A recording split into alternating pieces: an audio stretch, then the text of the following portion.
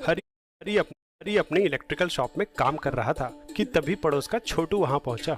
आपके पास स्टेबलाइजर है क्या? पर तुझे क्यों चाहिए? बस आप जल्दी से दे दो। सीलिंग फैन खराब हो गया है और शाम को मेहमान आने वाले हैं। एक पुराना 12 वोल्ट का फैन चलाना है। स्टेबलाइजर तो वोल्टेज फ्लक्चुएशंस रोकने के लिए इस्तेमाल होता है। 220 से 12 वोल्ट एसी चाहिए तो स्टेप डाउन ट्रांसफार्मर ही ऑप्शन है। ऐसा करो, ये डोरबेल का ट्रांसफार्मर ले जाओ। हरी ने छोटू को ट्रांसफार्मर दे दिया, पर थोड़ी देर बाद छोटू वापस आ गया। भैया, ट्रांसफार्मर तो खराब है, फैन नहीं चल रहा, बस आवाज कर रहा है। ट्रांसफार्मर तो ठीक था, रुको मैं चल के चेक करता हूँ। हरी पहुंचा तो छोटू ने पूरी बात बताई। ये काफी पुराना पंखा है जो 12 वोल्ट की सप्लाई पे चलता है। घर में 220 वोल्ट की सप्लाई आती है, इसलिए मैं आपसे ट्रांसफार्मर लेके आया था। हरी ने देखा कि फैन एक ही जगह वाइब्रेट कर रहा है। उसे कुछ शक हुआ तो उसने फैन की रेटिंग चेक की। ये तो डीसी फैन है, इसलिए एसी करंट में नहीं चल रहा। डीसी फैन ये बैटरी से चलने वाला पंखा है जो कि डीसी करंट प्रोवाइड करती है। डीसी मोटर को डीसी सप्लाई से जोड़े तो उस पे कांस्टेंट टॉर्क लगता है, वहीं एसी सप्लाई से जोड़ने पर पंखे पे लगने वाला टॉर्क लगातार डायरेक्शन बदलता रहता है।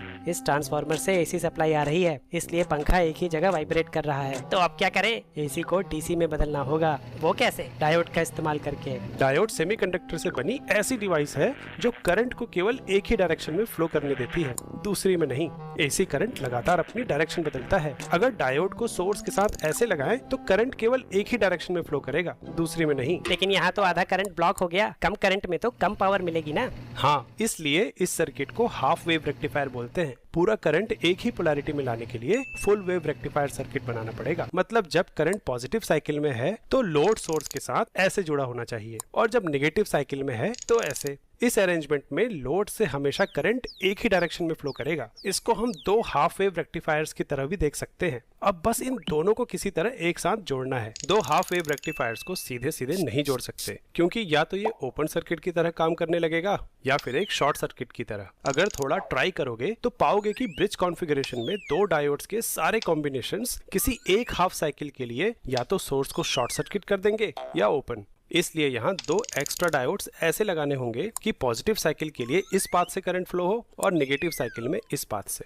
हरी बाजार से ठीक करंट और वोल्टेज रेटिंग के 4 डायोड ले आया और उसने थोड़ी मेहनत करके रेक्टिफायर सर्किट बना लिया। फिर उसे ट्रांसफार्मर के आउटपुट पे लगा के डीसी फैन से जोड़ दिया। अरे वाह, ये तो चलने लगा, लेकिन इसकी स्पीड थोड़ी कम लग रही है। हाँ, और इससे एक वाइब्रेशन की आवाज भी आ रही है। ऐसा इसलिए क्योंकि फुल वेव रेक्टिफायर का आउटपुट अभी भी परफेक्ट डीसी वेव फॉर्म नहीं बना रहा है, बल्कि हर साइकिल में 2 बार इसकी वोल्टेज 0 हो रही है। तो इसे ठीक कैसे करें? एक वोल्टेज स्मूथिंग कैपेसिटर को पंखे के पैरेलल में लगा के। अब ये कैपेसिटर वोल्टेज को स्मूथ कैसे करता है, ये तुम कमेंट से बताओ।